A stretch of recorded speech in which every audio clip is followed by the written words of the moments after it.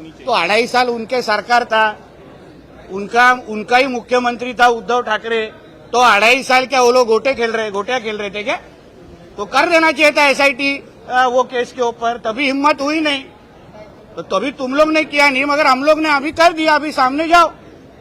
अनिल परब ने खुद ने अपने ट्वीट में 13 जून को पार्टी हुई थी इसका मेंशन किया है।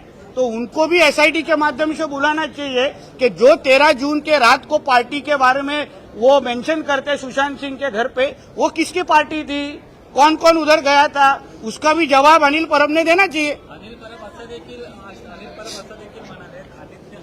आता असं देखील म्हणाले, जाणीवपूर्वक एक दबाव टाकला जातो। या सगळ्याची चौकशी झाली आहे तरी कुठली चौकशी झालेली आहे? कोणी क्लोजर रिपोर्ट दिला? त्यांनी क्लोजर रिपोर्ट किंवा जी चौकशी झालेली आहे ती लोकांसमोर ठेवावं। 2दा त्या केसमध्ये आयोग बदलला गेलेला आहे मुख्यमंत्र्यांच्या कार्यालयाच्या प्रेशरमुळे।